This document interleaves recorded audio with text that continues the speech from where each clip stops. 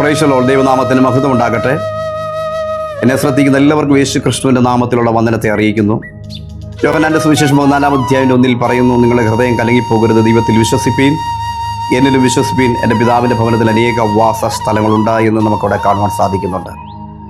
ഇന്നിൻ്റെ ലോകത്ത് മനുഷ്യനെല്ലാം കലങ്ങി തകർന്നിരിക്കുന്നൊരു ലോകത്തിലാണ് നാം ജീവിച്ചുകൊണ്ടിരിക്കുന്നത്. ഇന്ന് മാനുഷികമായി നോക്കിക്കഴിഞ്ഞാൽ രാജ്യങ്ങൾ തമ്മിൽ വലിയ യുദ്ധങ്ങൾ, മറ്റ് പല രാജ്യങ്ങളിൽ യുദ്ധങ്ങളും യുദ്ധക്ഷാമങ്ങളും ഭൂകമ്പങ്ങൾ, പല രീതിയിൽ ലോകത്തിൽ മനുഷ്യൻ്റെ സമാധാനം നശിച്ചുകൊണ്ടിരിക്കുന്ന ഒരു കാലഘട്ടത്തിലാണ് ഞാൻ നിങ്ങൾ ജീവിച്ചുകൊണ്ടിരിക്കുന്നത്. എവിടെ നോക്കിയാലും മനുഷ്യൻ്റെ സമാധാനത്തെ കെടുത്തിക്കളയുന്ന പലവിധമായിരിക്കുന്ന പ്രശ്നങ്ങൾ, പ്രതിസന്ധികൾ, കൊലപാതകങ്ങൾ, മയക്കുമരുന്നുകൾ, അതിൻ്റെ അടിമത്തത്തിലേക്ക് മനുഷ്യൻ നീങ്ങിക്കൊണ്ടിരിക്കുന്ന ഒരു കാലഘട്ടത്തിലാണ് ഇന്നിൻ്റെ മനുഷ്യൻ ജീവിച്ചുകൊണ്ടിരിക്കുന്നത്.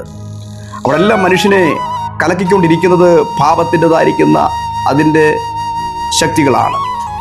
എന്നാൽ ഇവിടെ തികച്ചും വ്യത്യസ്തമായിരിക്കുന്ന രീതിയിൽ തമ്പുരാൻ ഇവിടെ പറയുകയാണ്, നിങ്ങളുടെ ഹൃദയം കലങ്ങിപ്പോകരുത്. നമുക്ക് വേണ്ടി കർത്താവ് ഒരുക്കുന്ന ഒരു വാസസ്ഥലമുണ്ട്. ആ വാസസ്ഥലം കർത്താവ് നമുക്ക് വേണ്ടി ഒരുക്കിക്കൊണ്ടിരിക്കുകയാണ്. അതിൻ്റെ സമയമാകുമ്പോൾ തൻ്റെ ഭക്തന്മാരെ യഹോവ ചേർത്ത് കൊള്ളപ്പെടുവാനിടയായിത്തീരും. എന്നാൽ ഇന്നത്തെ മനുഷ്യനാരും ഈ ഭൂമി വിട്ടുപോകാൻ ആഗ്രഹിക്കാത്ത മനുഷ്യരാണ്. അത്രമാത്രം വളരെ മനോഹരമായി സൃഷ്ടിക്കപ്പെട്ട ഈ ഭൂമി, 6 ദിവസം കൊണ്ട് സൃഷ്ടിക്കപ്പെട്ട ഈ ഭൂമി എത്ര മനോഹരമാണ്. ഇന്ന് ലോകത്തിൽ എവിടെ നോക്കിയാലും മനുഷ്യൻ സഞ്ചരിച്ചുകൊണ്ടിരിക്കുന്ന ഒരു കാലഘട്ടമാണ്. എല്ലാവരും യാത്രയിലാണ്. കാരണം അത്ര മനോഹരമായാണ് ഈ ലോകത്തെ ദൈവം തമ്പുരാൻ സൃഷ്ടിക്കപ്പെടുവാനിടയായി തീർന്നത്. അത് മനുഷ്യൻ കണ്ടിട്ടും മനുഷ്യൻ്റെ കണ്ണുകൾക്ക് കൊതി തീരുന്നില്ല. അതുകൊണ്ട് മനുഷ്യൻ ഈ ഭൂമി വിട്ടുപോകാൻ ആഗ്രഹിക്കാത്ത ഒരു പറ്റം ജനങ്ങൾ ഈ ഭൂമിയിലുണ്ട്. എന്നാൽ നിത്യതയ്ക്ക് വേണ്ടി കാത്തിരിക്കുന്ന, കർത്താവിൻ്റെ വരവിന് വേണ്ടി കാത്തിരിക്കുന്ന ദൈവമക്കൾക്ക് ഒരാഗ്രഹവും ആശയം എന്താണ്? കർത്താവിൻ്റെ സന്നിധിയിൽ ചെല്ലുക എന്നുള്ളതാണ്.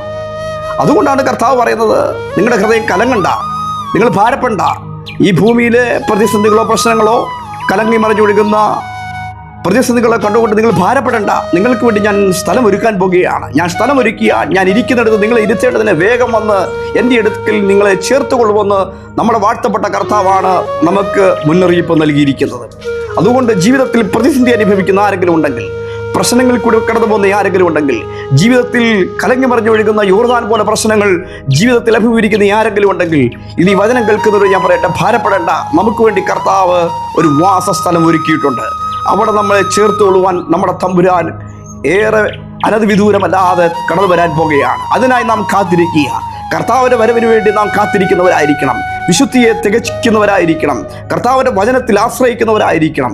അതുകൊണ്ട് ജീവിതത്തിൽ ഏത് പ്രതിസന്ധികൾ കടന്നു വന്നാലും, പ്രശ്നങ്ങൾ കടന്നു വന്നാലും അതിനെ പിടിച്ച് നിൽക്കുവാൻ ആവശ്യമായിരിക്കുന്ന ഒരു ദൈവകൃപ ദൈവത്തിൽ നാം പ്രാപിക്കേണ്ടത് ആവശ്യമാണ്. ദൈവമക്കളെ, ഹല്ലേലൂയ. ഇന്ന് പകലക്കൽ ഈ വചനം കേൾക്കുമ്പോൾ തന്നെ നിങ്ങൾക്ക് വേണ്ടി ഒരു വാക്ക് ഞാൻ പ്രാർത്ഥിക്കാൻ ആഗ്രഹിക്കുകയാണ്. ജീവിതത്തിൽ വ്യത്യസ്തമായ സാഹചര്യങ്ങൾ ഇനി മുൻപോട്ട് ഒരു സ്റ്റെപ്പ് പോലും വെക്കുവാൻ കഴിയാതെ വണ്ണം തളർന്ന ആരെങ്കിലും ഇരിക്കുന്നുണ്ടെങ്കിൽ, നിങ്ങൾ ഇന്ന് പകൽക്കാലം പരിശുദ്ധാത്മാവ് ബലപ്പെടുത്താൻ പോകുകയാണ്. ആ പരിശുദ്ധാത്മാവിന്റെ സാന്നിധ്യം നിങ്ങളിരിക്കുന്ന ഭവനത്തിനകത്ത് ഇന്ന് പകൽക്കാലം വെളിപ്പെടാൻ പോകുകയാണ്. പ്രാർത്ഥനയോട് ഇരിക്കുന്നെങ്കിൽ ഇന്ന് പകൽക്കാലം ഞാൻ നിങ്ങൾക്ക് വേണ്ടി ഒരു വാക്ക് പ്രാർത്ഥിക്കാം. പരിശുദ്ധനും നിത്യനുമായ ഞങ്ങളുടെ പൊന്നുപിതാവേ, ഇന്ന് പകൽക്കാലം വചനം കേൾക്കുന്ന ഓരോ വ്യക്തികളോടും ദൈവത്തിൻ്റെ ആത്മാവ് ഇടപെടുമാറാകണമേ, സംസാരിക്കുമാറാകണമേ. ഞങ്ങൾക്ക് വേണ്ടി കർത്താവ് ഒരുക്കുന്ന ഭവനത്തിനായി ഞങ്ങൾ വളരെ ആഗ്രഹത്തോടെ, പ്രാർത്ഥനയോടെ വിശുദ്ധ ജീവിതം കഴിച്ച് മുൻപോട്ട് നീങ്ങുകയാണ്. അതിനെ ഞങ്ങൾ കാത്തിരിക്കുന്നു. ഈ വചനം കേൾക്കുന്ന എല്ലാവരെയും കർത്താവ് അനുഗ്രഹിക്കണം, സഹായിക്കണം.